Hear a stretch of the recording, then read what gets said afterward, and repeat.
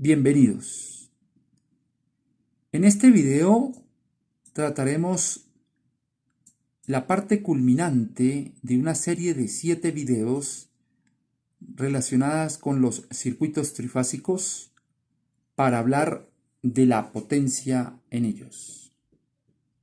La potencia trifásica a la que nos vamos a referir en este video expresa únicamente las ecuaciones que corresponden exclusivamente cuando el circuito opera en régimen permanente sinusoidal, es decir, su señal es sinusoidal pura, así considerada. La potencia monofásica activa, como sabemos, está expresada por la magnitud del voltaje de fase por la magnitud de la corriente de fase y el coseno phi en vatios.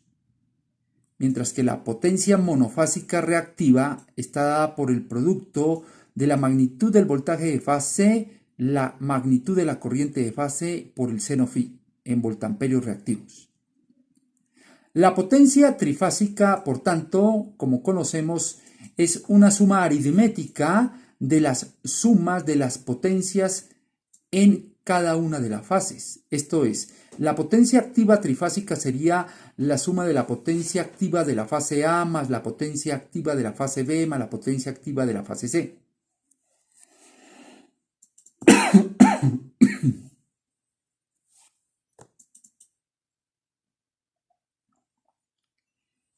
Así también, la potencia reactiva trifásica será igual a la potencia reactiva de la fase A más la potencia reactiva de la fase B más la potencia reactiva de la fase C. Bien, teniendo presente estas ecuaciones, veamos cuál es la deducción de potencia para carga balanceada en un circuito trifásico. En este caso de carga balanceada, las magnitudes de los voltajes de la fase A serán igual a la magnitud del voltaje de la fase B, igual a la magnitud del voltaje de la fase C. Entonces, en términos generales, hablaremos de la magnitud del voltaje de fase. Igualmente, en carga balanceada nos referiríamos así a las corrientes. Y el ángulo del factor de potencia en cada una de las fases sería igual y por eso lo llamaríamos phi. Entonces, de la ecuación 3, sumemos cada una de estas potencias para carga balanceada. Sería simplemente 3 veces la magnitud del voltaje de fase por la magnitud de la corriente de fase coseno de phi. Y la potencia reactiva de la ecuación 4 sería igual a 3 veces voltaje de fase y de fase por seno phi. Entonces, escribiendo las ecuaciones 5 y 6, pero en términos de los voltajes y corrientes de línea, entonces asumamos primero para la conexión de la carga en Y. En esa sabemos que B de fase es igual a B de línea sobre raíz de 3 e I de fase igual a I de línea. Luego entonces de nuestra ecuación 5, reemplacemos B de fase por su correspondiente B de línea sobre raíz de 3. Y obtendríamos raíz de 3 B de línea y de línea coseno phi.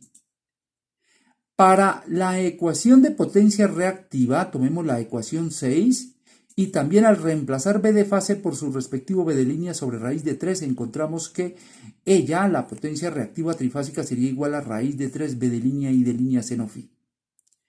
Pero para la carga en delta, ¿será que cambia? Miremos, aquí, aun cuando la magnitud del voltaje de fase es igual al de línea, la I de fase es I de línea sobre raíz de 3.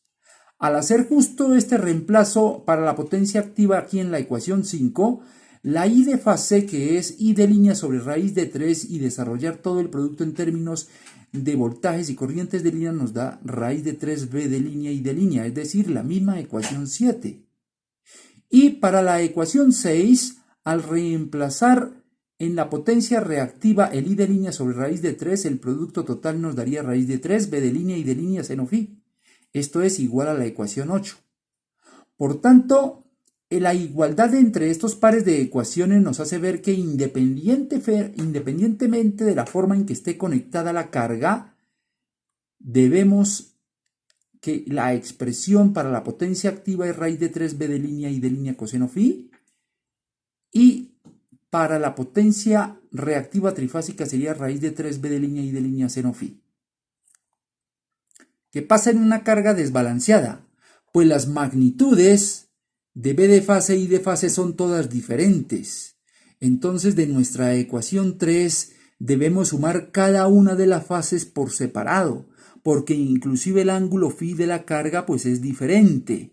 Entonces, cada una de esas potencias se suma aritméticamente y debe considerarse por separado cada una de las fases. Igual pasa con la potencia reactiva de la ecuación 4. Ha de considerarse de forma separada. Para la carga balanceada, nuestra potencia aparente entonces la podemos deducir de aquí por Pitágoras. Fácilmente diríamos que esa potencia aparente trifásica es igual a raíz de 3b de línea y de línea, voltamperios. Mientras que para carga desbalanceada, por el hecho de ser potencias diferentes, no podemos asumir que la potencia trifásica nos vaya a salir de un triángulo rectángulo. Por esto es aconsejable recurrir a la norma IEEE 1459, en donde se hace un estudio algo más profundo del detalle que podemos considerar en este video. Para el balance de potencia del circuito trifásico, se recomienda aplicar a cada elemento del circuito, es decir, las tres fuentes que conforman nuestra fuente trifásica, las tres impedancias de línea que conforman la impedancia de línea y las tres cargas que conforman nuestra carga trifásica, estos 9 elementos, considerar por cada uno de ellos la ecuación de potencia compleja como el producto del fasor B por I conjugado en su forma rectangular. Esto reduce bastante los cálculos y permite una mejor interpretación de la aplicación de la potencia en estos circuitos trifásicos. No podemos recurrir a la solución de problemas porque son diversos. Sin embargo, sí podemos dar una metodología general para resolver problemas que ahora involucran las cargas como los motores, identificándolas por su potencia trifásica, factor de potencia y voltaje nominal al cual deben ser conectadas estas cargas. Aquí tendríamos o un motor conectado en Y, Z sub Y, con pérdidas en las líneas, o el motor conectado en delta, Z sub delta, conectado entre las líneas. Cualquiera de ellos o la combinación de los dos para un mismo circuito se puede dar. Cualquiera de esos diagramas entonces puede representar un motor operando en estado estable y en esta condición presentar falla, por ejemplo, de cortocircuito en una de sus fases. Se puede indagar entonces por la medida en que se incrementan o decrecen las corrientes por las líneas, o cómo varían las tensiones de fase en la carga o la nueva potencia del motor en condiciones de falla. ¿Cuál es un método que podríamos considerar general de solución? Pues consiste en identificar primero la potencia compleja por fase de la máquina. Si el voltaje en terminales es conocido, entonces junto con la potencia compleja por fase se determinará la corriente de línea. Pero si no se tienen conocidas estos voltajes de fase en la carga, si no se tienen conocidos, entonces junto con la potencia compleja de una ley de voltajes de Kirchhoff, esta ley de voltajes podemos reemplazar para B sub a n su valor correspondiente como el cociente entre la potencia compleja por fase sobre I de línea A conjugado. Y se plantea entonces una ecuación que por tanteo respecto de la magnitud de la corriente de línea, la magnitud de ella se puede hablar o establecer cuál es su corriente de línea, porque obviamente tenemos conocido cuál es la magnitud de los voltajes en la fuente. Con las corrientes de línea se determinan los voltajes de fase en la carga, sea que el motor esté conectado en Y o en delta.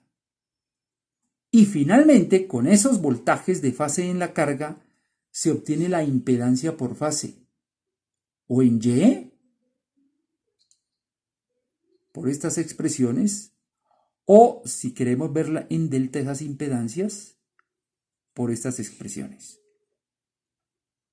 Y con eso tendríamos todas las variables del circuito identificadas. También se puede tener una carga compuesta de dos o más motores en las dos formas de conexión. Sin embargo, el procedimiento descrito antes se aplica de igual manera, no va a cambiar, inclusive en aquellos problemas que requieren de la corrección del factor de potencia. La destreza realmente para el cálculo de los circuitos trifásicos que involucran la potencia, pues realmente solo se alcanza haciendo ejercicios al respecto. Gracias por su atención.